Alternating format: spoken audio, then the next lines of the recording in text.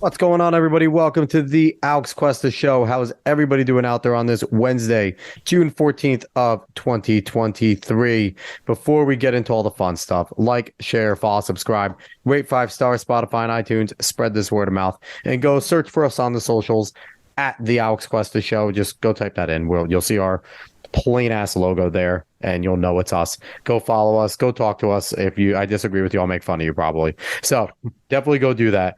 David, I don't know what you look like right now. You kind of have like that old school, like a lot of hair, Greek looking type of thing. Well, this is with the headphones on, dog. It poofs up. Yeah. Are you going for the full mullet? Can we please do that? I could. I believe me, a mullet would be very easy right now. I would just have to business to front up. But no, I'm just letting it grow right now. Right now, I'm actually kind of tired. I know I told you I had energy in the car on the way here, but that's the reason why I had my little Pringles and I have my water here because I'm getting tired. I'm getting tired. I mean, it's a good thing we only do hour shows and we're not Joe Rogan. That's true. That's true. I'm still creeping along on the thing I keep hyping up every fucking week. I have a date for it. And honestly, I feel good about it, but I don't know if I should tell everyone yet. I'm going to spoil it. He's coming out as a they, them. Yeah, okay. Yeah. He's officially they, them. And why would that have a date? He's non-binary. Because it's quite literally a gender reveal. It's more of a gender reveal than any of the kids stuff. So let's talk real quick. Last week's show, Dave, what do you have to say? I was going to say, don't say that. If you're going to say gender reveal, people are going to get the wrong fucking idea. That's not it. No, that we're going to relabel what gender reveals are because they're stupid for kids. So we're going to do that whenever like a 12-year-old is coaxed by their teacher to not tell their parents about their gender. We're going to call it a gender reveal in the school. We're going to celebrate it. Yes. More sick. Anyway, it is Pride Month, so it is the season. It is Ark of the Covenant month where they are celebrating the deadliest sin, which is weird. But last week's show, we had on our good buddy Colton Gesser. He's a producer for CBS Sports Radio. We had a good time talking all things sports like we like to do every once in a while. So go back, give that a listen, give Colton a follow. I think he's at Real Sea Wagon over on Twitter or something like that. Sea Wagon, something to do with Sea Wagon, which there's a story behind that. David probably knows it. I have no idea why he calls himself Sea Wagon. It's just a nickname. I don't know the story. I don't think there is Colton. If Colton does his own thing. Yeah. Colton is Colton. And if you were hearing the lovely lady that is our guest this week, she is Kelsey, co-creator of PokeBoardCo, and you can connect with her on Twitch at @rebelprincess_Leia Organa. Kelsey, what's going on? Hi. Nothing much. Just hanging. Glad to be here. Very excited to come on a podcast. This is my first podcast. Ooh, the podcast cherry getting popped. That's awkward. Yeah. Another one of David's friends coming on here because I have no friends. So we live vicariously through David. It's weird to say that David has friends, though. So it's bizarre. David, it's weird being David's friend. I will say that. I absolutely can't blame you at all. Especially for this long. It's funny because I'm the same age as your sister, Kelsey, and you and David are the same age. And I had to say, for like the longest time, I didn't know you existed. Like I only knew about your sister, and it's like I never ventured like past knowing anything about your sister. Like we were just like, friends in school a little. And then all of a sudden, we're in a group chat, which could probably get all us fired in our jobs. Probably. But, like, Kelsey's in, and I'm like, who the hell is this? And he's like, oh, she's cool. And he's like, she has an older sister. I think she was in your grade. And I'm like, oh, I put 2 and 2 together. I'm like, oh, younger sister. So I want to talk to you a little bit about what is PokeBoardCo. It's something I think is really cool. Tell people exactly what it is and what you do along with Dylan. So my boyfriend and I are both, artistically inclined. And he has been a skateboarder since he was a wee lad. He's really into skateboarding. It's one of his favorite things ever. And so a couple of years ago, we joined Twitch and we joined a very awesome Pokemon community called the Legacy League. And they're a bunch of they do card breaks live on Twitch. And this was during the pandemic when everybody was getting back into Pokemon and stuff. Nice. And so we met these people and we kind of like slowly started to collaborate on the idea of, hey, Dylan has all these recycled skateboards. They're broken. They're just kind of sitting there. They're old. We can't really use them anymore. If you're a skater, you build up a collection of boards over time. And so he wanted something to do with these. And he used to like take them and like carve shapes out of them and make different stuff. And he actually proposed the idea to me. He's like, hey, like you're good at painting.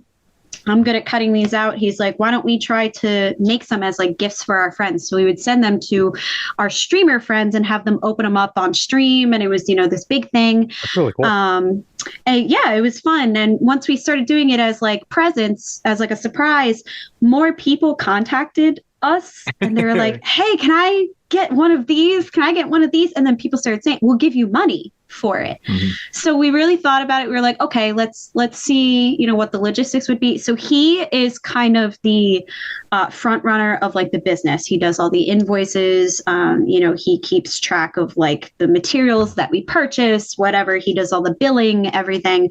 And I just paint. I have fun. So we started, making them. We did like a big announcement. We sent out like 10 at once. We did a big announcement like, hey, we're making an online shop. You can actually pay for these now. And with that, we made a joint Twitch account so that we can go on Twitch and paint people's designs and cut them out and draw them live on Twitch. So if someone orders like a Pikachu, mm-hmm. They'll get to see the whole process on Twitch from start to finish, which, we thought would be a really cool personal part of it. We started I have a that question quickly about that. Is there some pressure when you first started doing that, when you did your first Twitch, was there kind of pressure of like, don't fuck this up? Like, oh my God, I can draw these Pokemon. I know I can paint them, but it's like, I'm now doing this live. Yeah. Like kind of like a tattoo artist, right? But they can actually see what you're doing. You're not like on your back and it's a mirror. It's like, okay, I know this is like an intricate part of a Blastoise with the shading. Like, mm-hmm. don't screw this up. Now, do they ask you for specific poses? Like, will they be like, can you give me like the sprite from Generation 3 of this person, like type of stuff? Yeah. So sometimes they do if they have a specific thing in mind, or if they just say, I want a Snorlax. And then we'll talk to them and be like, okay, here's some inspiration photos that we're going to go off of. Like, what do you like the best? Whatever. And then they tell us, oh, I really like this one. Or like, there was one that was like, can I get the Dark Charizard card? Like this specific art. And that was one of the Charizard that we made was one of the hardest ones. It took a really long time, but it came out awesome. It looks so good. But yeah, there is that pressure to perform. Like when you're on Twitch and you're doing it live, like if I mess something up, I have to like erase it and go back. But our community is just so like they outpour love constantly. Like if I'm like, I will be on there criticizing it and they're like, you stop it. That's beautiful. like, the artist is always the worst critic of the final piece. So like, me and Dylan will pick it apart, for hours, but they're like, stop it. It's perfect. It's fantastic. It's great. So we've gotten a lot of really positive feedback on everything. The only downside is that we have a very slow turnaround. It takes us a long time to make them, a lot longer than we would like to, especially since we both work full time outside of this. So it does take a lot longer than we like it to, but we're kind of getting into a groove now. We've been doing it for like a year and a half. So we're kind of at like a good pace where we're putting out more stuff more quickly. So yeah. I'm gonna have you commission a girl board carved out as Lopunny for Dave because Dave is a simp. For Lopunny. Not at all true. Not at all true. Why are you just lying on here? And it has to be a girl board for the irony. No. Yeah. I was going to say I'm a bad friend, so I didn't know this was becoming like a full-time business.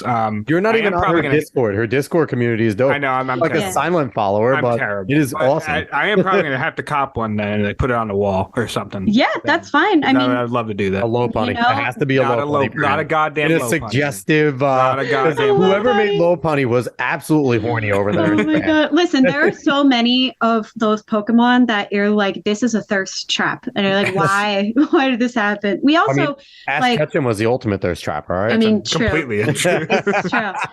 12-year-old the whole time. We also we also don't just do Pokemon. We just do anything that's not hyper realism. Like we've made Disney character ones. Yeah, just like designs. We did David, get a JoJo. Get a JoJo of him doing the X. We'll do it. We do like, it's fun. We do anything that's in like cartoon or anime style. We just don't do hyper realism because that's a little too much. But anything that's cartoon, anime, whatever. Like we made a Naruto one before, so that was pretty cool. So whatever anybody wants, and all the prices are different. So if you check out our website, there's like pricing info on there, and because it's a commission, each one like we work it's going to be on an individual basis. Exactly. So what is your website? I'll give everyone your website link so they can go there. I think I sent you the thing to our link tree. Am I awful? Let me look. Yeah, your link tree. Let me go look at that. Yeah, so on our link tree, that has the link to our Instagram page, our Twitch account, a link to join our Discord, and it has our direct website with all of our product information and some sample photos on there. I don't know it off the top of my head. I know it's a Wix site. PokeBoardCo.wixsite.com. You will go to their website. And let's see, what else is more? You're going on the Instagram. The Instagram is PokeBoardCo. So it's not very difficult. PokeBoardCo. Just put it in the description as well. I will put it in the description. But I'm also But I'm also going to tell people now, Dave, shut up. And you can also go on their Discord, which is a dope Discord. Just go to PokeBoardCo and you can go in there and there you go. And you'll have a great time. It's a good community. Kelsey and Dylan are awesome. They do really good work. I always like jumping on there, and people will be cool there too, because when they get their stuff, they'll post a picture of it, and it's just cool to see the finished product and what you guys are doing. Now, this also puts pressure on Dylan to keep skating, keep breaking boards. Yes. Well, here's the thing. Dylan's 32. He's been skating since he was like 7 years old. He's got so many boards. And the other thing is, like, if people want us to, like, if they'll send us their skated board that they want us to turn into a piece, we'll do that for them too. That's pretty cool. And we've had like friends of his will donate their old boards for us to use as well. So that's pretty cool. So we're not limited on the supply of boards yet, but I don't think Dylan is going to stop anytime soon. Skaters reach out. Yeah, skaters reach out too. If you have any old boards that you're not like, because some of your old boards, I get it. You hit a trick there, you broke it. You're going to hang that one on your wall. You're not giving away that board. They're sentimental boards. Right. But if there's just like a whatever board you got, you thought was going to be better or chipped, and you're like, fuck this thing, send it over. Send it over, because that's cool. You'll be doing to a good cause, and maybe they can carve you out something pretty dope. Absolutely. All right, so let's jump in. We have some fun stuff to talk about outside of your really cool budding company. We want to talk about some ghost stuff. Now, this is going to be a fun episode, Dave, because we don't get to talk about some of this stuff. Me and you like talking about aliens. We'll talk about it when it's just us two, usually. Yeah, when it's just us two, like, we get weird when we know there's going to be like 6 listeners. But now we have like a whole community to keep happy. So we might actually get like 5 more fans. But so let's talk about some ghosts. Do you believe in ghosts? We're going to start there. Yes, 1000%. Oh, yeah. Now, do you believe that there's different types, like malevolent ghosts, like good ghosts, bad ghosts? Like, your ghost depth? What do you think? Like, what are the purpose of ghosts? What are they doing? Why are they still around?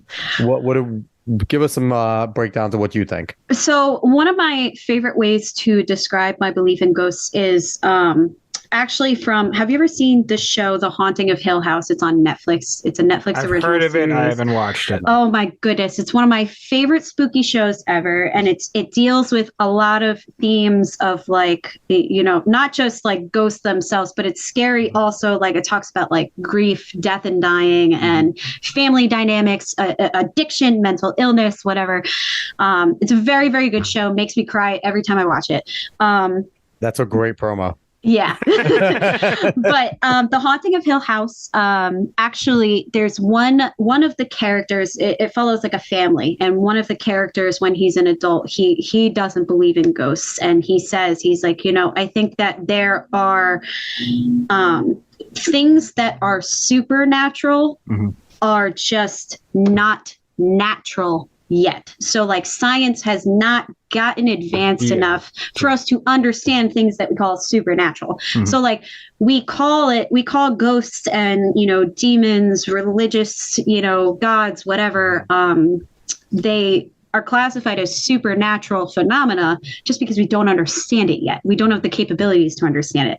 So I think it's real, and I think there are little slivers here and there, but I think it's so far beyond like what humans can comprehend right now. So we try to piece it together with the knowledge we have, but we just don't have the knowledge. We just don't have the understanding. We can't fathom what actually is real. We just got to piece the little bits together, you know? I like that. So do you ghost hunt at all? Do you go places and try to talk to ghosts? Like, do you use any like spirit boxes or anything like that? I do not do that because I watch plenty of people online and like in shows and stuff do that. And because I believe it's real, I don't go out and seek it because I do think there are malevolent things out there that I don't know enough about them to protect myself from them. You know what I'm saying? Have you ever used the Ouija board? Yes, I have. I'm the only one that has it, apparently. What were your results? Because I've used a Ouija board before. Did you make contact with anything while you were using it? I did. And so I was in like 7th grade. David, I don't know if we weren't friends yet. We met like in high school, but so you were living a good life for them. Yeah. Do you remember Michaela? My old best friend, Michaela Lehman. Do you remember her? Sounds familiar. The name sounds familiar. I'm bad with. It's okay. So her and I kind of grew apart in high school, but in middle school, we were like attached at the hip. And so we were at her house. I was spending the night at her house, and you know, as girls do at sleepovers, we like to have fun, whatever. So we pulled out the Ouija board, and her mom actually wouldn't let us use it without her, which is a smart move. Like if I'm a parent and my kids want to play with a Ouija board and like I really don't want them to, but I want to be there just in case something bad happens. My mom wouldn't let it in our house. She just wouldn't. She just told us no. I'm not letting it in my house. My mom has a sixth sense, so she wouldn't let us do it because she's communicated with spirits. So yeah. So yeah, keep going. Yeah, so she doesn't need a Ouija board to know. No, absolutely not. No. So we pulled out the Ouija board, whatever, and like, you know, while we're doing it, this and that, you know, I'm also one of the youngest people in my family. My dad is the youngest of 7. I am the youngest of my parents' 4 children. So I am like one of the youngest grandchildren of my entire family. So unfortunately, that means that older relatives of mine passed away before I could like really build a relationship with them. Yeah. So while we're playing with the Ouija board, it's like the thing is like shaped like an arrow. Yep. So it keeps pointing like at me. Mm-hmm. Like almost falling off the board, like aggressively pointing my direction. So my friend Michaela, her mom, immediately she's like, "No, we're not doing this. You can't have her, whatever." And I'm like, Mrs. Lehman, what's going on? Like I didn't know what was happening. And she, she's just being assertive. She's telling it no, whatever. She's ending the session. She closes it up. She's like, you know what? We're gonna put this away for the night. From like 7th grade until freshman year of high school, after that happened, there were just little weird things that would happen when I was alone that made me feel like something was around me and it was not nice. Like things would randomly move. There would be like loud sounds when I was home alone. If I was downstairs, with my dogs, like I would hear footsteps in my bedroom above me, whatever. And I know it's not my house. No one's sleeping after this episode tonight. Yeah. But here's the thing. For some reason, I felt like, I call them my angels. They're my relatives and close friends who have passed, and I feel like they're always watching over me. Mm-hmm. So I feel like at that point, my grandfather stepped in and said, okay, we're done. Like, we're not messing around with this. Like, you're not going to, like, I think he kept the thing at arm's length until eventually it gave up and went away. And I haven't had issues since. That's awesome. But even then, like, there's little things that happen here and there. Like, I lost a very dear friend of mine my freshman year of college. Mm-hmm. We were in the same criminal justice program in school, and we were on track for the 5-year master's program. Mm-hmm. So we were like supposed to be taking all the same classes the entire time we were there. And at Stockton, when you finish your master's, in order to graduate, you have to pass what they call the comprehensive exam. Mm-hmm. So instead of writing a thesis, you take this big test on all the courses you took during your master's. That's awful. Oh, it's awful. That's harder. That's even worse. I'd rather do a thesis. It is awful. And we complained about it very much, and they changed it back. But either way, I had to take the comp exam. So I'm driving down to Stockton. I'm like, I'm nervous, whatever. And I have like, the prayer cards you get at people's funerals. Yeah. So I have their prayer cards like in my visor, like all my angels. And so I flip up my visor and one of the cards just kind of pops out into my lap. And I'm like, what the heck? And I look at it and it's my friend Xander. His name actually was Alexander, but he didn't like Alex. He likes to go by Xander. That was I'm offended, but it's fair. I don't like Alex. so Xander, you offend me. Yeah, right. So Xander pops out into my lap, and I look at it. I'm like, that's weird. I'm like, he never. Usually, my grandpa pops out because he's a little jokester, so he likes to pop out in my lap and be like, hey, I'm here. But Xander fell out, and I was like, that's weird. And then it clicked. I'm like, he would have been going to take the comp exam with me today. Yeah. If I like it was his way of saying like, hey buddy, I'm here with you. I got your back. You're going to nail this test. And I just I broke down crying. I was like, holy shit, this is crazy.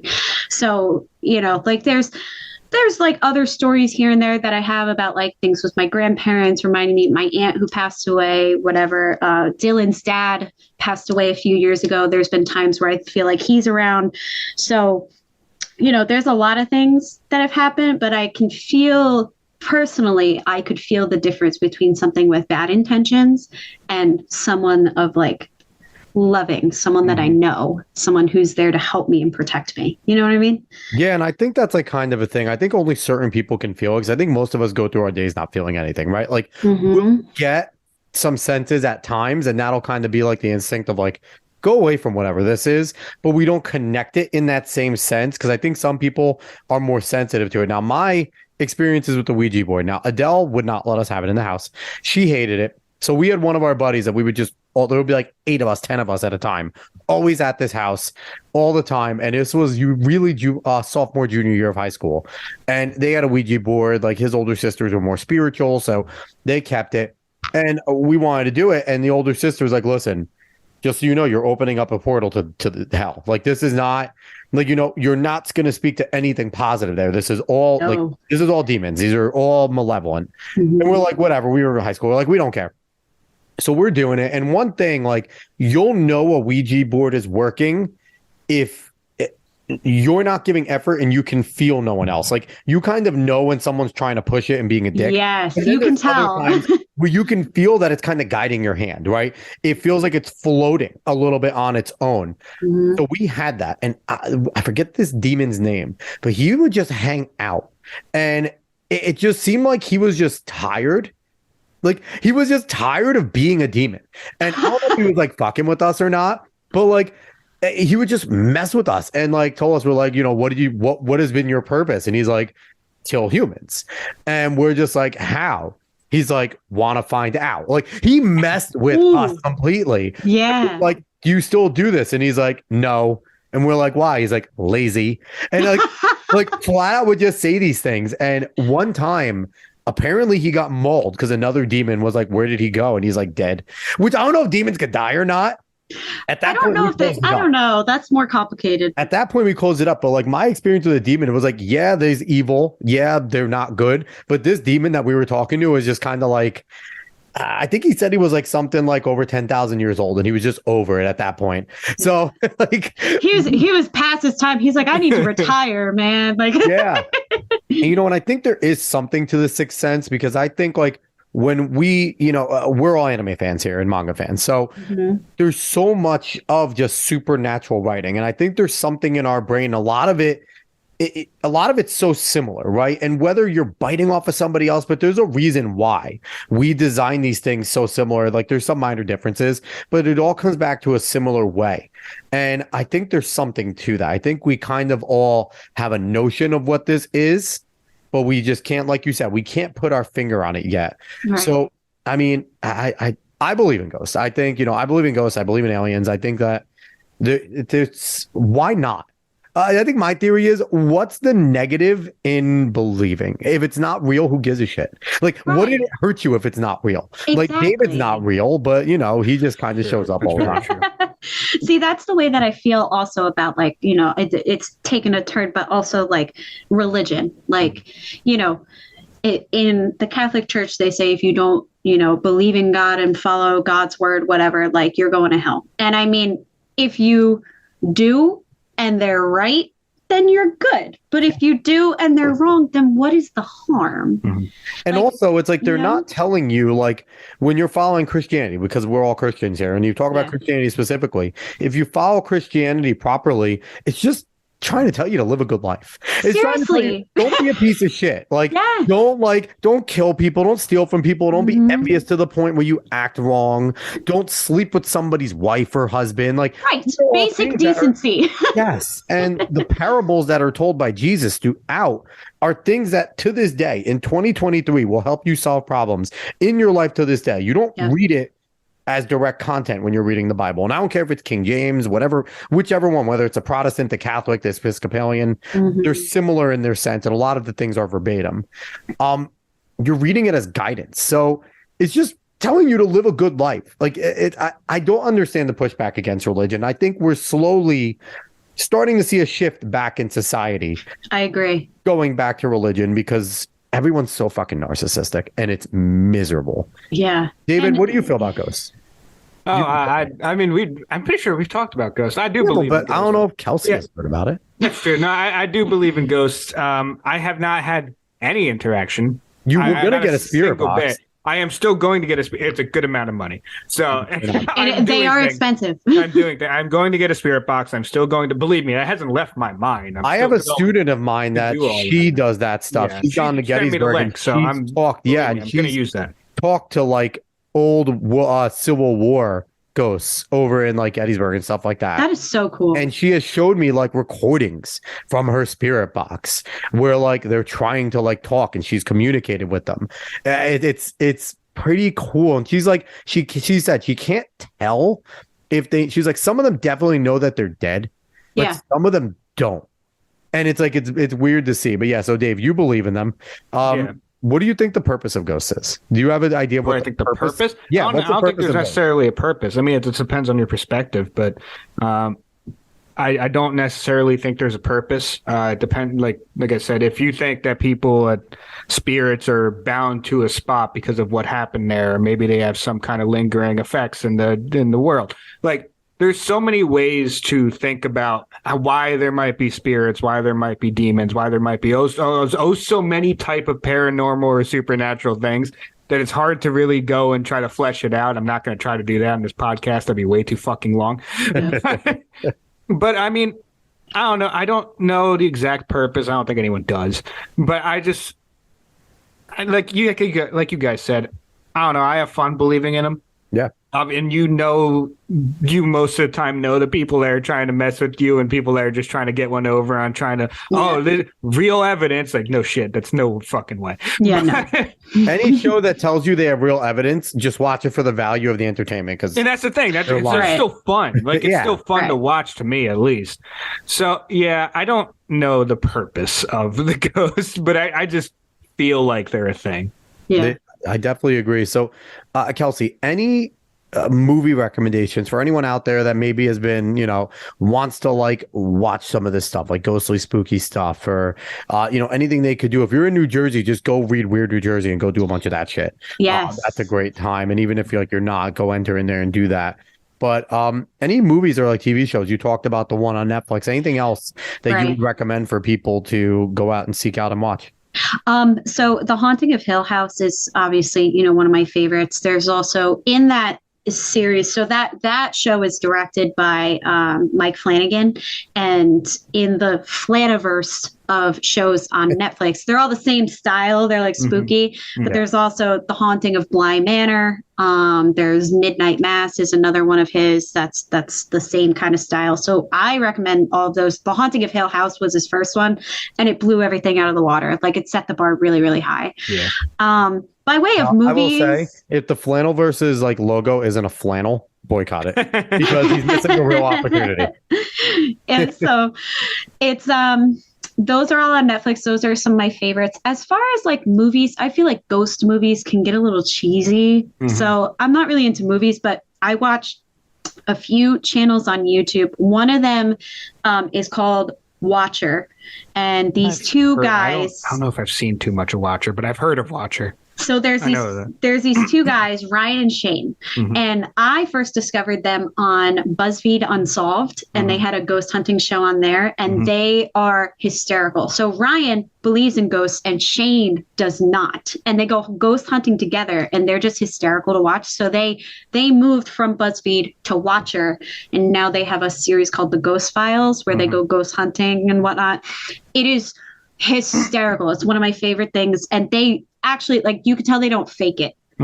They go in and they legitimately try to find evidence, and you see the guy who's a non-believer, Shane, he'll go and he'll be like, come eat my heart out, demons. And it's so funny to watch him, like, you know, like antagonize the demons. So I would definitely recommend. According to us three, show. is something we don't recommend that you do. No, I do not recommend it at all because I believe in ghosts and I'm afraid of malevolent things. You know what actually fucks with my brain? That last scene, one of the last scenes in Ghosts, where the evil guy gets taken to hell by all the shadows. Yeah, the shadows that's really all good effect. I That's think terrifying. about. That is all I think about when it comes to like demons. Like that is what I think about. Like those shadow things just coming in and just fucking your brains up and dragging you to hell alive. Like, I might have to watch that clip to see if that effect still like holds up. Like nowadays, it was fantastic when I was 6. Yeah, that's the thing. I don't know if it still holds up the same way it did. You know what actually like really terrified me? Like what movie I actually kind of got scared in? The Babadook.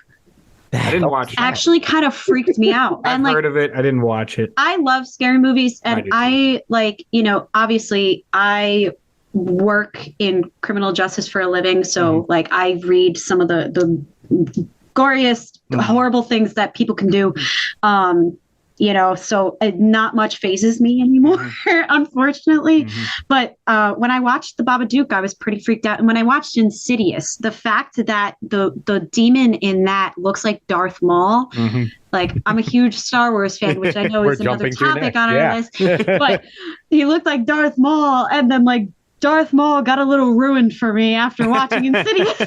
And I'm like, I have actually never seen Insidious, and he's my favorite Sith, so I might not watch it.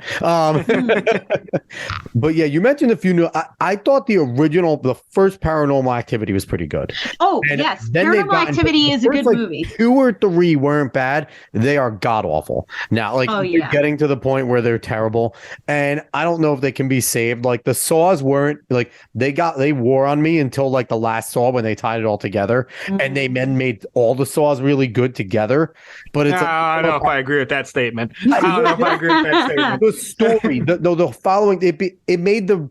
So I was getting annoyed that this motherfucker kept coming back. Right, it was annoying in the way that he did. But it just because I don't want to dive. I don't want to dive into this. I don't want to dive into this. It made it make sense. I just want to say, made it make sense. Makes sense. But the last movie was better than a lot of the ones after 2. Yeah.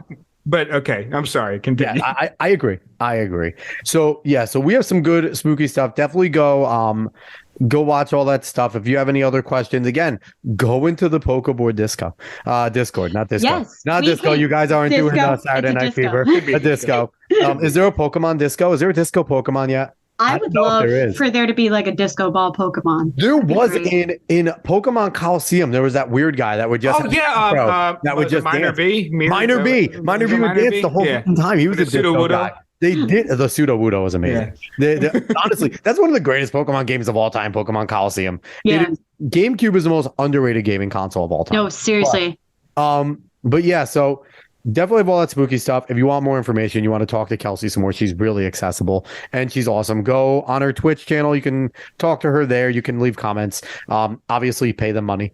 And then you can also go on their Discord and interact. So we're jumping into Star Wars now because you and I are massive Star Wars fan. David is a bad Star Wars fan. He's only seen, have you seen the outside of the 9 main movies? Did you see? I saw Rogue One. I saw Rogue One. You didn't put yourself through Solo? No, I didn't put myself through. You know, Scott actually likes Solo. Well, Scott's an idiot. Solo was not good. Solo was bad. I feel like Solo wasn't bad, but it really wasn't great. Like it doesn't stand out. Scott's the only person I've heard say he thought Solo was good. It's the only time I've heard. Solo should have been Cowboy Bebop, what they tried to do, because Han Solo is Spike Spiegel. Like there is no question. They based Cowboy Bebop on Han Solo, Chewbacca, and that whole crew. Yeah. So, like, what we got from that was hot garbage. I hated Solo. I hated Solo. But Oh my God. we're not here to talk. We are here to talk about a little bit about the past. So, what are your thoughts on what Disney Plus has been doing to Star Wars, and Disney in general has been doing to Star Wars since they got a hold of the property? So, I mean, the series that they're coming out with, most of the new series that they have expanded upon are awesome. Mandalorian is a fucking showstopper. Everybody loves Mandalorian. Season 1 and 2. I at season 3. You like season 3? So season 3 of the Mandalorian. We'll circle back to that, but just in general, okay. On your question on Disney, Okay.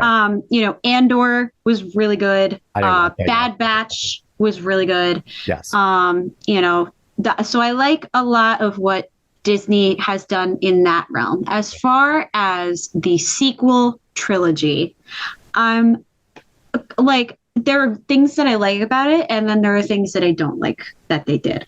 Like, for example, one of the things that I will always stand by is the fact that Disney's Luke Skywalker is not my Luke Skywalker. Not at all. Not anyone's That Luke is Skywalker. not my Luke Skywalker. That is not the kind of attitude he has. Like, that's not the person that he is. The way that he reacted to Ben kind of like going over to the dark side, that was not him. If I can interject real quick, because I'm not a huge Star Wars fan, but even I, watching The Last Jedi in the theater, was thinking to myself, yet again, not a huge Star Wars guy, that's not what, like, does Luke learn nothing? Like, has he learned nothing from his fucking time? Not my Luke Skywalker. And you know what, though? The thing is, if you want to go with the Luke is kind of depressed about the way shit has gone down route, fine. You can do that.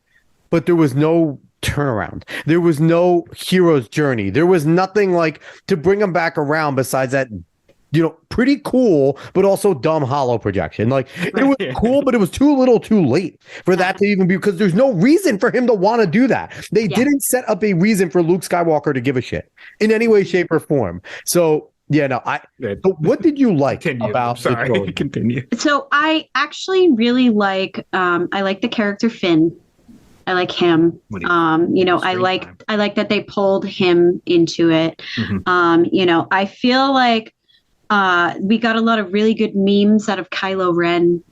We definitely got a lot of good memes, and I feel like they kind of kept the same breath of like, okay, in the prequels we have the angsty main character, and like, there's a good guy and a bad guy, and then we got supporting people on each side and whatever. So like, they kept that kind of theme with it, but it felt Disney-fied, if you catch what I'm trying to say. Like, it felt like, okay, this is a Disney movie. It didn't work. And I don't know if it also had to do with Adam Driver. I didn't think Adam Driver was a very good Sith. I think he's fine for what he is as a person, but maybe he didn't have the opportunity to be a good Sith. They maybe didn't write him well, but I mean, they missed a huge opportunity when he crushed the mask.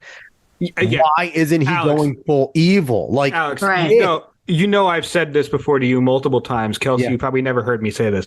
I really like Kylo Ren's mask design.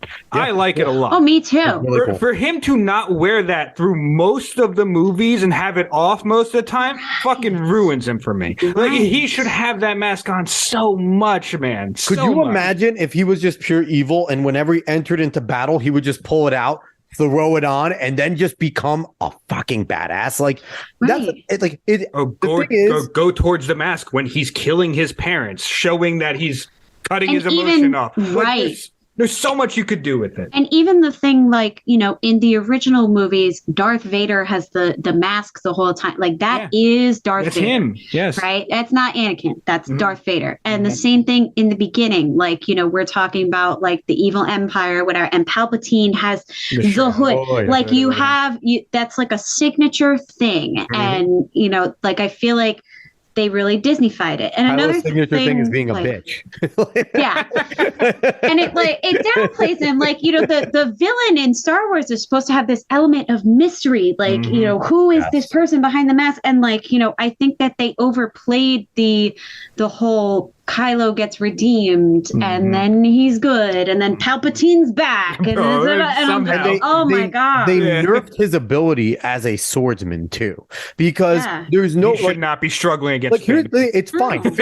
Finn being a clone obviously would be able to be adept with the lightsaber, right? Still not at Kylo Ren's level. Not a Rey Palpatine shouldn't be nowhere near his level. He should toy with them. He should torture them. Like, they should need to be saved every single time, like Luke was. Luke never truly defeated Darth Vader. Yes, you could say at the end he did. He defeated him mentally with his emotions. He never physically defeated Darth Vader. It was never Luke Skywalker.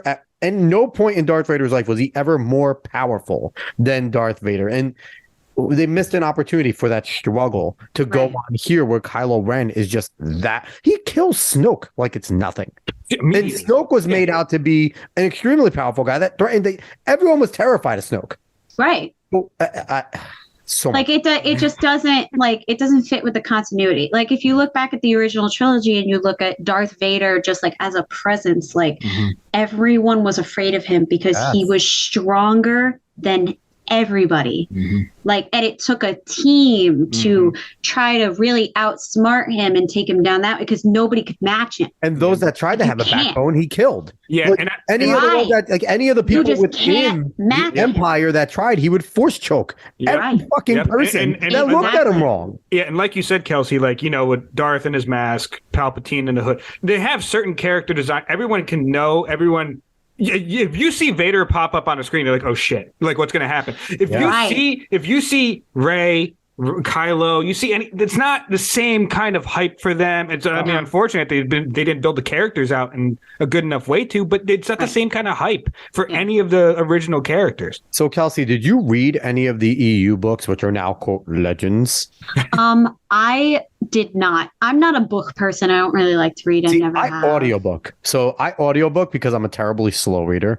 And I just have to say, I don't know if you've heard this, but essentially what it seems like they tried to do with Ben Solo was they tried to do an EU story of Jason Solo, which eventually becomes Darth Caedus. He's another Solo. He becomes pure evil. He's one of the strongest Jedi. He has a twin sister who is a strong Jedi.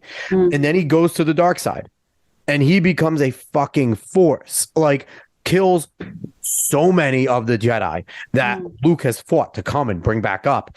And he eventually comes back. He does get a redemption story. Darth Caedus does come back to the light side. But it seems like that's what they were trying to go with. And they made Ben a poor man's Jason Solo. Yeah. And they ripped Ben. Ben is a Skywalker in the EU. He is Luke's son. And he's a fledgling Jedi. And it's like they completely and totally, I feel like they spit in the face of anyone that's a fan that's read all those. All of the Star Wars nerds that were just really faithful. They already heard us calling it legends and saying it's not real anymore. But then to take a name of a character we already know and love and place it on a character that we know you're trying to create and doing badly from the EU. It's like, I don't know, maybe that makes the movies worse to me because of seeing what they did to it.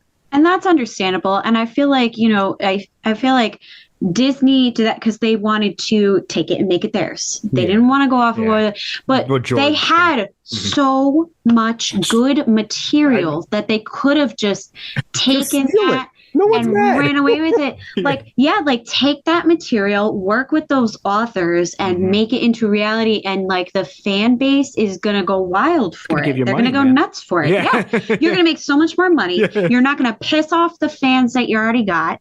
And you're going to expand your fan base because you can continue to make more movies on material that's already been there. Disney knows how to recycle material. Look at the fucking Little Mermaid.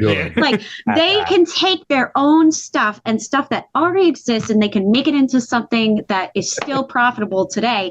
Why can't they do that with Star Wars?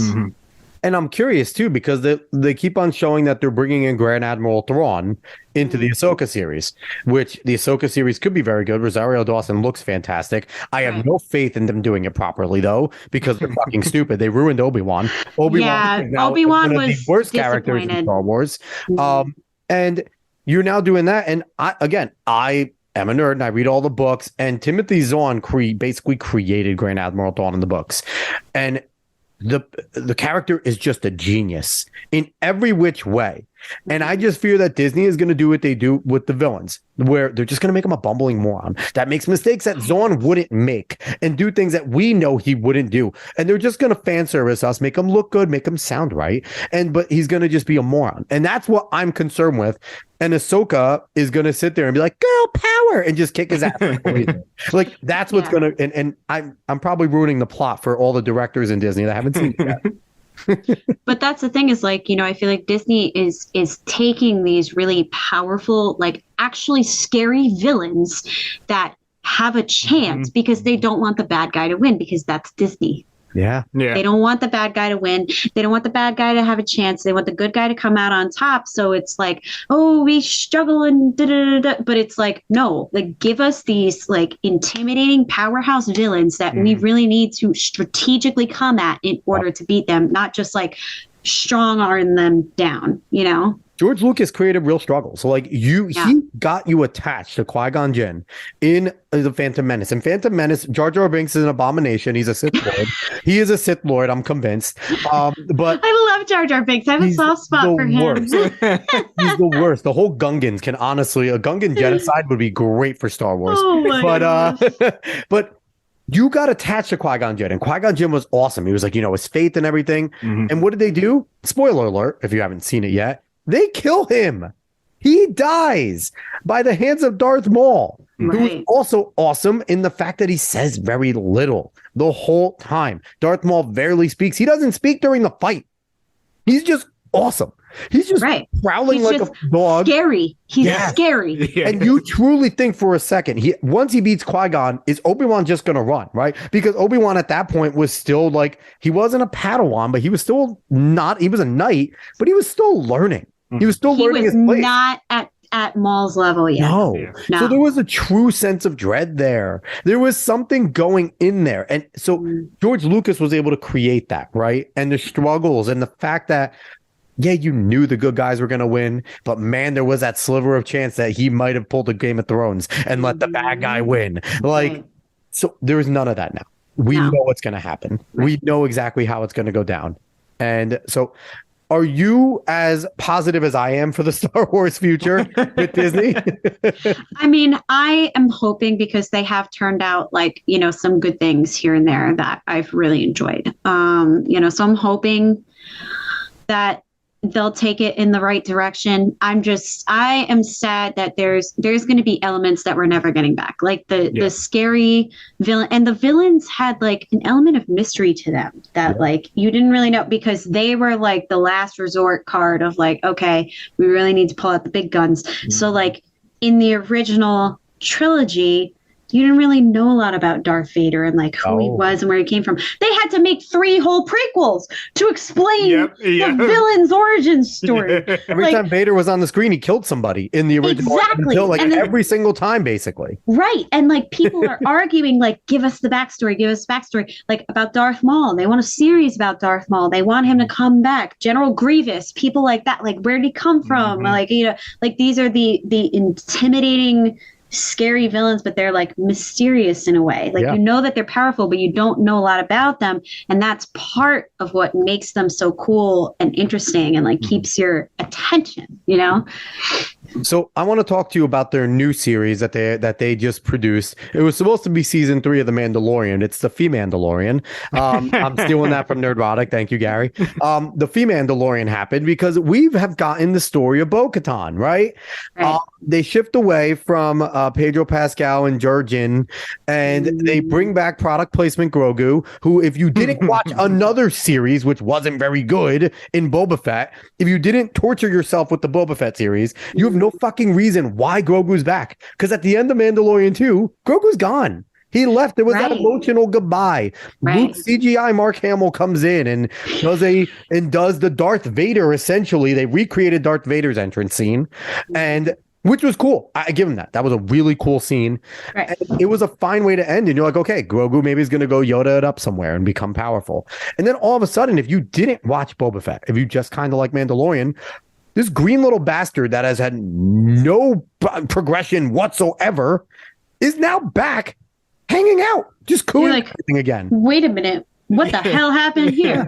Yeah, like you have no idea like what happened in the time in between if you didn't watch Boba Fett. So that's kind of annoying. And I mean, the third season of The Mandalorian, someone phrased it to me this way, and I was a little more open-minded after that. I was like, okay, the series is called The Mandalorian, and we take that to be, this is Din Djarin's show.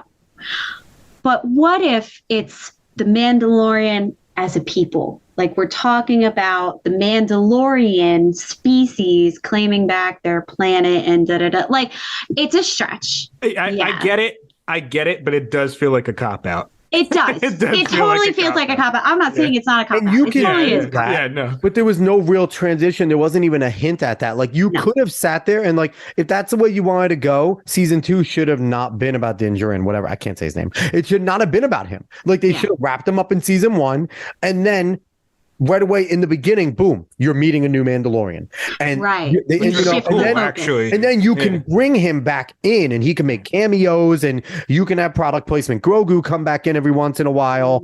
And then you could have done, and that would have been fine. Because then we could have eventually gotten to Bo-Katan. And Bo-Katan, while her story's fine, they fucked it up by destroying the Darksaber. Like, again, they sit there and they shit all over, because now who leads Mandalore? There is no Mandalore anymore. There can't be a leader of Mandalore now. That is the lore right there. So it's like, what do they do next? Right. Where do they take it now? Useless. Like, like apparently Pedro Pascal might not be coming back because he's a piece of shit on set. So I think this might have been like you said, the transition season of like, let's scoot away from Din Djarin because we don't really like Pedro Pascal anymore. But we're keeping Grogu because he makes us money. Yes, exactly. 100%. He makes us so much money. Yeah. And we gave him a robot. So now he can talk. He goes, no. I will say, I do love Grogu in the robot. That makes me really happy. Like him hitting his buttons and saying yes and no is very funny to me. I do like that. It is comical, but it's also as good as Jar Jar Binks right now. Like, Grogu is the equivalent of Jar Jar Binks for the Mandalorian. He is becoming as annoying, and it's kind of like they hint about how powerful this species. We don't have a name for Yoda species yet still, and they just always hint about this. We're looking at something in the beginning. We're like, oh shit, we might be getting another Yoda. We get to watch this little thing grow. Really cool, right? And now 3 seasons later, all they have to do is save this little bastard every time. And then in the final one, nobody cares about him.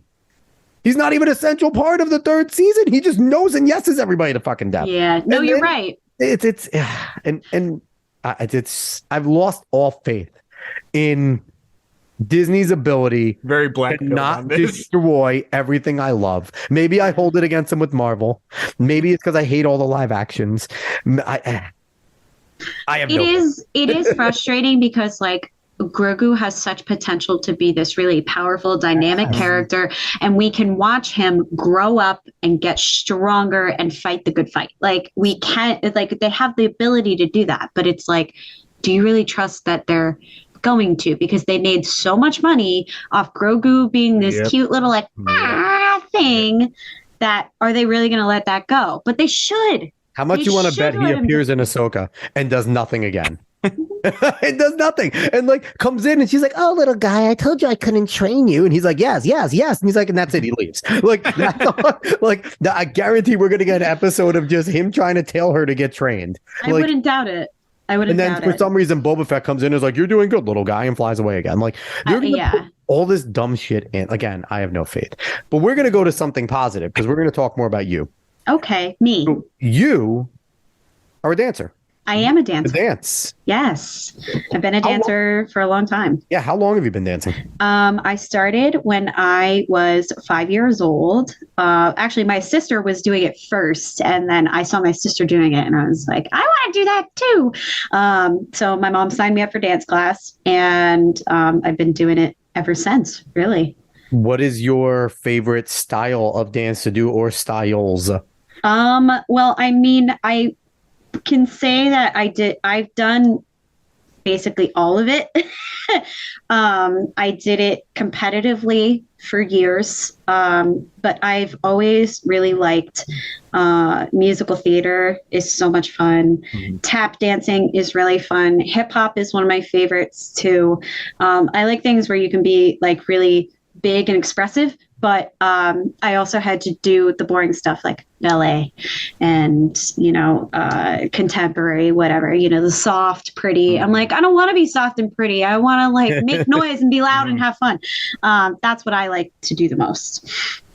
Fun fact, I got to do a choreographed dance by Kelsey once. Yes. Oh, what dance did you do? That's for Mr. Manchester. Yes. Oh, and how badly did you fuck it up? I thought I did fine. You guys all did okay. You did fine. See, exactly. You could say he sucked. You could say it was for comedic purposes, so they fit the bill. Yeah. That's pretty cool. So, what are you doing in dance capacity as we speak? Are you doing anything dance wise now? I am. I am actually through our hometown's recreation department. Manchester? Yep, good old Manchester. I am working with Manchester Rec. Every year they do a summer musical. It's a kids program. And I am the assistant director and choreographer for that program. So I'm still teaching kids how to dance. And we actually had rehearsal tonight. That's where I came from right before here. We are doing the Addams Family this summer. That's so cool. So it's going to be a great show. What age group do you normally work with when you're the minimum age is 9, oldest is 18. So 9 to 18. My kids are big range. We have a really big group this year. We have 40 kids. Now, what part of the Addams Family are you doing? Are you doing kind of Addams Family values? Are you focusing more on like kind of bringing in the new Wednesday style that they did with the series? Like, what can we expect if we go and we see that your kids performing in Addams Family? So the Addams Family, actually, they made a musical for the Addams Family back in the early 2010s. Nice. They made a musical. It was on Broadway. Oh, wow. So we always do a Broadway show. You have to buy like the copyright to do it, and they won't like you have to buy the script, the music, the rights to actually put on the show, whatever. There's a lot that goes into doing a musical, and they do this for school plays too. You can only do something that already exists unless you want to write a whole musical yourself, which is a lot of work. David will write you one. Yeah, I'll do it. Yeah. My boyfriend Dylan suggested that instead of Addams Family, we should do The Nightman Cometh from. Oh, please do that. Please, that'd be incredible. I don't know if we can get the rights to that one. I would love to Book of Mormon next. Oh, yeah. For a kids show. Yeah. Yes. Everyone will So we were considering different options of like what we wanted to do. Last year we did Matilda. Cool.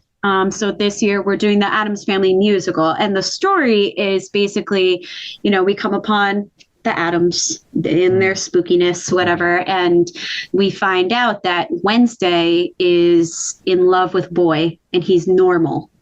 He's a normal person. And the story of the show is basically, it all happens in one night. And it's the story of this normal boy that Wednesday wants to marry, and his parents come over for dinner. And it's just the fallout of, the Addams and their kookiness and whatever. And, these normal people are trying to be introduced to the Addams Family for the sake of Wednesday and her new boyfriend. It's funny. All I'm thinking is like that play is like the marriage between like Hotel Transylvania and the Birdcage. Like if those two were like shoved together, like that is kind of what you get. Like that's kind of what I think about. But that seems fantastic. So please tell me you have somebody wearing all black, running around with just their hand exposed as the Thing and just running around stage. Oh, I wish we did. Thing is not in the show, and neither is Cousin It. It's God. Yeah, and I think we're going to try to do a little cameo appearance, because in the musical on Broadway, what they had was Thing popped out of the middle of the curtain in the beginning and like waved at the crowd. And when the curtain opened, Thing like pulled the curtain open. So, and some people throw in a Cousin It, like in a random scene, you see him kind of wandering around in the back. So we might do something like that. But as far as like the main characters go, we have all of our kids cast, and then the ensemble are the Addams ancestors. So they're all dressed up as ghosts, and they're, Addams family people. We're going full circle here. Yeah, they're Addams family people who passed. And so the ancestors are on stage all the time, and they make things float in the background, and they make some of the stage magic happen. That's cool. So it is cool, and it's a good way to get all of the kids involved, not just the people who have speaking parts, Yeah. Where does this performance go on? Where do you guys get to do it? At Manchester High School. Very cool. At the high school. So, it's fun, and it's very short program. It happens in all of June and all of July, and that is it. We have 2 practices a week. So it's a lot to really squish in. It is hard. It's hard on the kids, but the kids do a really good job. They're very dedicated. They go home and practice, and they come in ready to go and eager to learn, and they have a lot of fun, You get a lot of the same kids coming back. Yes. And doing it.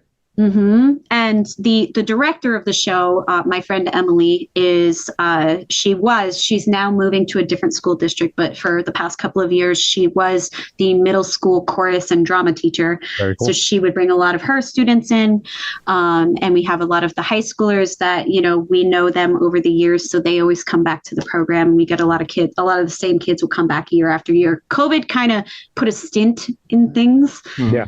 And we kind of had to start from scratch, but now that we're a few years after COVID, we're starting to really build up the program again, which is really good to see. That's really cool. So one of my questions for you is, why continue to stay in dance? What is making you teach dance, continue to dance? Like what is your passion for? Why do you love it so much? Oh my gosh, it's just fun. I have fun doing it. And I mean, even when I will say it keeps me in shape. That's for sure. Helpful. It keeps me in shape. And it's also start dancing. It's like, I don't know. It is a good way to just kind of forget about the realities of day-to-day life and focus on something. It's like the same as art. It's the reason that I paint. I can really put attention to detail in something and really focus on that, but I'm just using my body to do it instead. So that's why I've always liked it, and I've stuck with it throughout the years. It's a lot of fun. I'm also I like being in the spotlight. So going on a stage in a costume, performing for people, and they're all paying attention to me at the same time is very fun for me. It's not fun for everybody, but it is very fun for me. So when you're teaching your students, what are you trying to instill in them? What are you trying to pass down in them? Have you had teachers that have passed down certain things to you that you're trying to now branch and bring to your kids that you're, choreographing and stuff like that? Yeah. I mean, I would say one of the biggest things that dance gave me was discipline. You really have to pay attention to minute details, and you have to, remember choreography over time. Dance teachers, we're harsh. We're not, we're not forgiving. We're very harsh. And I remember when I was on Stockton's dance team, when I auditioned for that for the first time, I remember my coach saying to us at audition, she's like, I'm not looking for the prettiest leaps. I'm not looking for the most flexible person. I'm looking for strength and endurance. So dance is not just about being soft and light and pretty. Ballerinas are fit. Yeah. And, it takes a lot of discipline, a lot of self-control to, be dedicated to practice like that every day and to move your body in a specific way. It takes a lot of mindfulness to know, okay, I'm moving this, but I'm not moving this, but I'm moving this, and I'm flexing this muscle, but I'm not doing that. It's hard. There's a lot to think about at once. But that, and just, I like to teach them to be confident, especially in, a kids theater group. We're not on Broadway. I'm not going to be super hard on these kids. I want them to get the choreography right, and I want them to feel good about what they're doing. Yeah. I don't want them to have to watch me all the time. I want them to feel comfortable knowing it, because in musical theater, you have to sing and dance at the same time. Yeah. So that's hard. That's really hard. And I want the kids to be confident in their abilities. And I'm always just trying to keep positive and be like, hey, ask me questions. If something's not clear, let me know. If anyone lost, scared, or confused, let me know. So, and I just have fun with them, and I tell them to have fun too, and just be confident in yourself. And even if you forget or you do something wrong, do it with confidence. Like, oh, I messed up and I'm going this way, but yep, that was planned. So I'm going to go back. Like, you know, like that was part of it. Yeah. Don't let Kelsey fool you. She walks around with like a little stick and just whips the kids in like the legs and like the arms when they're not right. And it's like Miss Hannigan, like that. She, like that's exactly what she does. No. So, have you ever had any consideration of making this something like a career, like opening up a studio? Like obviously you have a career now in criminal justice. Has there ever been the bug to like open up your own studio and start to make this a full-time thing, because you're obviously passionate about it? Yeah. And you know, it's always cool when you can make your passion your career, but it doesn't always work out that way. Have you ever had that kind of like bug and like, maybe I should make this leap, like I know I can teach, like, or is it just kind of something that you just love to do and you don't want to make a full-time job? So here's the thing about that. Like if you're a dancer, like when you're a kid, whatever, and you go to a studio, you do dance competitions, this and that, you spend all of your money and you do that. There's the consideration of, when I go to college, am I going to do dance? And I did think about that. And I tried to get into PAA, the Performing Arts Academy High School for Ocean County. I auditioned. I took the test. I did not get in. They rejected me, and I went to Manchester, but it actually turned out better for me at Manchester. I had a much better time. I had better opportunities. I wouldn't have met the friends that I have. Or the tumors like me. Yeah. So, you know, I didn't end up going to PA, but I still kept dancing. And, you know, when I got to the point of considering, do I go to college for this? I decided not to, for several reasons. One, it's really competitive, and there will always be someone better than you. There's always someone who's going to do it better than you can. And I know my abilities. Like, I'm a good dancer. I won awards. I stood out. I was in musicals. I got lead parts, whatever. I was not on the same level as some of these people that are in New York, and like they live, eat, breathe, sleep this stuff. I was not on that level. So I knew I wasn't going to be able to compete with them. As far as like opening a studio, my sister and I have talked about it several times. We would love to do something like that, but it's not a stable lifestyle. I know myself and my core values. I want a husband. I want children. I want to settle down. Family is important to me, and I need to be able to support my family.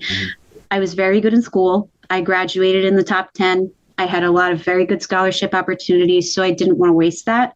And I applied myself academically in order to get a good job to support the future that I want for myself. And dance just did not align with that. But, you know, eventually this opportunity through Manchester came up to be involved as a choreographer. So I still get to do it, you know, a little bit on the side here and there. And I can go take a dance class, you know, an adult dance class when I feel like it, if I want to. So it's still something that I keep in my life. Like, I haven't completely written it off, but it's not a sustainable lifestyle for me.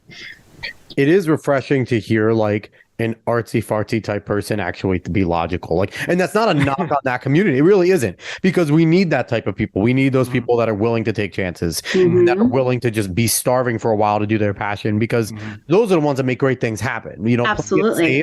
When you play it safe, like, you're not necessarily like, you can have great things happen, but it's you got to really force the issue to kind of do those things. Like, you know, Dave and I, we just talk on a mic, but we talk about some risky shit in terms of that could really affect our lives. And we've had on people that, you know, if we ever do come to light, we might not be able to go back to our current jobs type of thing. So, but it's like, you got to take risks at times. But there's also the choice of whether to take a risk. And like you're doing, you want to at least get your life fully established first. And it's not something you can close the door on, right? There is no age limit to opening up a studio. If you could teach dance, you could teach dance. So it could be something you could do down the road, but it is cool that you're keeping it in your life while also keeping your goals for your life in perspective. Right. And the other thing about being a dancer is that you use your body.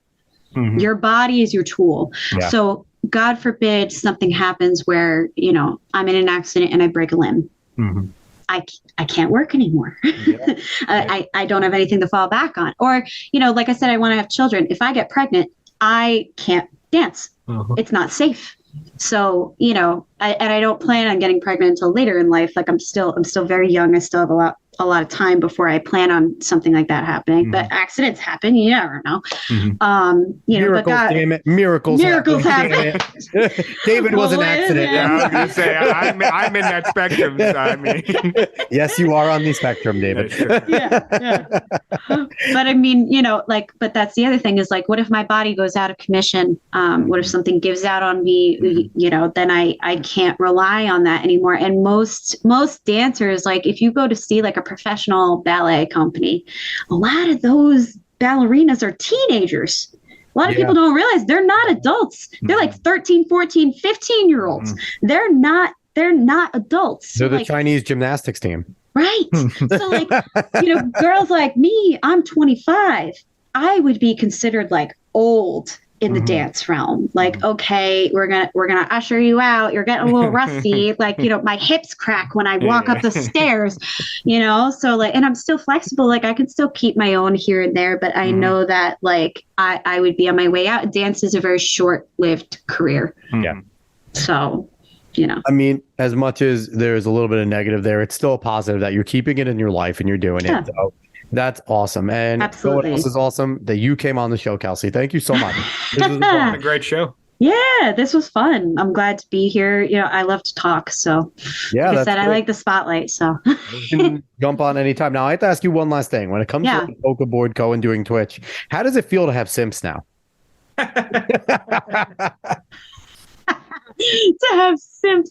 Well, it's funny because like I don't really have that kind of thing because I do it with my boyfriend. I mean, simps don't care. So like they do. You'd be surprised how much they do. I can't remember who it was. One of the big girls who didn't disclose that she had a boyfriend, and when it came out, they were mad. Those simps are mad, man. But so you're upfront about it. Our brand is both of us. Like you get us too. And it's funny because people simp for Dylan more than they simp for me.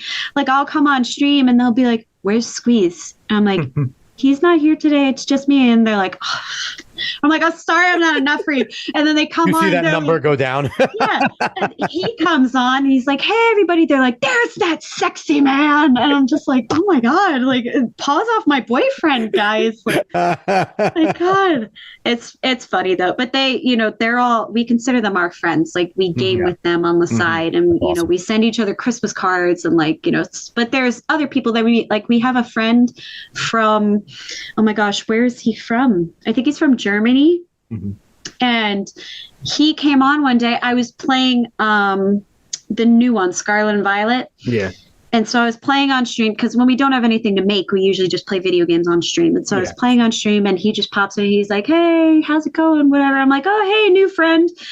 And he's like, "I have shinies that I'm like trying to give away to people. Do you want a bunch of shinies?" And I was like, "Okay." And he was just giving me shiny Pokemon. Wow. And he chimes into our stream every time. We made a new friend internationally. Like we have a couple people that have chimed in that way. So like, you meet friends all over the place. And, everybody goes by their Twitch username. So like everyone calls me Leia on there and everyone calls him Squeeze. Like that's just who we are. So, but we have a lot of fun on that channel. And we're actually probably going to live stream on Friday because I'm off work Friday. It's a government holiday.